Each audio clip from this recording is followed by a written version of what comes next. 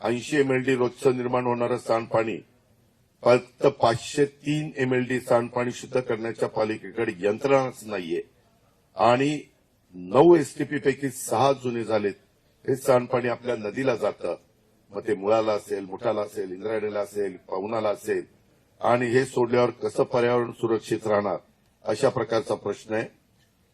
विचार केला तर पुणेकर फार ह्या पर्यावरणाच्या बाबतीत, प्रदूषणाच्या बाबतीमध्ये जागृत असतात.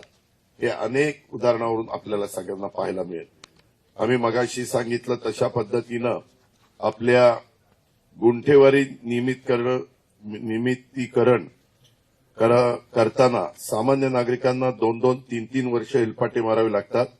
पालिकेची प्रक्रिया पूर्णपणे ऑनलाईन ह्याच्याकरता आपल्याला करावी लागणार आहे.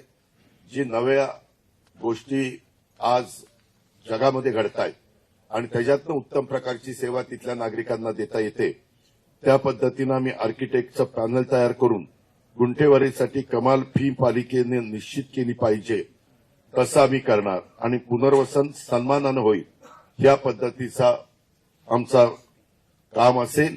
आणि ह्याच्यातून पुण्याचा बकालपणा कमी करणं आणि जे आता व्हर्टिकल आपण जातो, टॉवर उभे करतो, तशा प्रकारे आपल्याला ह्याच्यामध्ये जावं लागेल आणि ते करण्याचं आम्ही सगळ्यांनी आमच्या जाहीरनाम्यामध्ये ठरवलेलं आहे.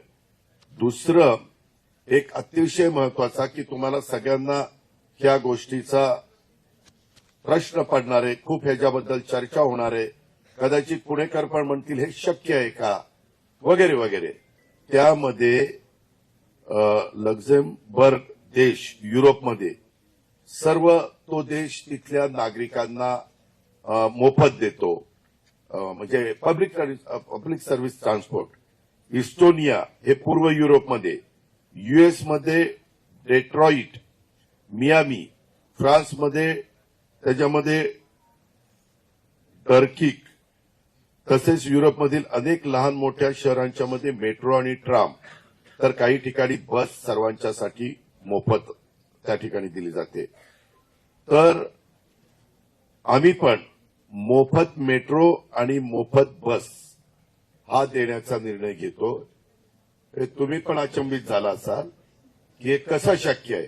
तर ते असं शक्य आहे की पुणे शहरामध्ये 30 लाख वाहन आहेत, त्यापैकी 15 लाख वाहनं रोज 1 तास, त्याच्यात तुम्ही पण आहात, आम्ही पण आहेत. आम्ही सध्या नाहीये मी, कारण मला पोलिसांचं संरक्षण असतं, परंतु माझ्या डाव्या उजव्या बाजूले पण अडकतात त्यामध्ये, म्हणजे ट्रॅफिकमध्ये, तर पुन्हा आणतो.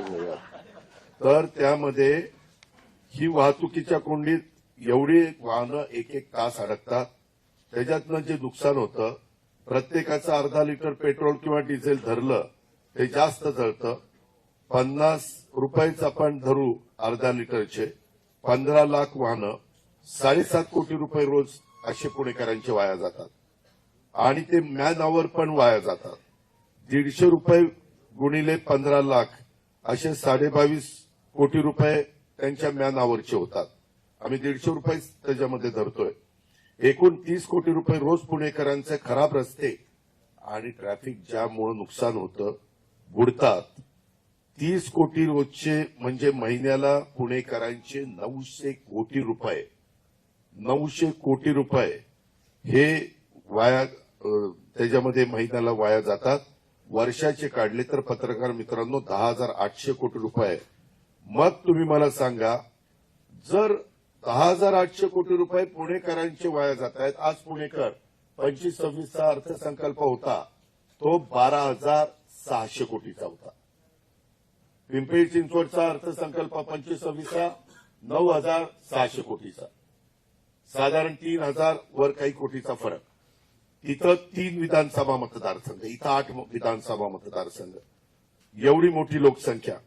आणि ह्या 12,600 कोटीला आपण जर बघितलं तर 10,800 कोटी हे पेट्रोल डिझेल आणि त्यांचे जे काही तास आहेत, मॅन आवर ज्याला आपण म्हणतो,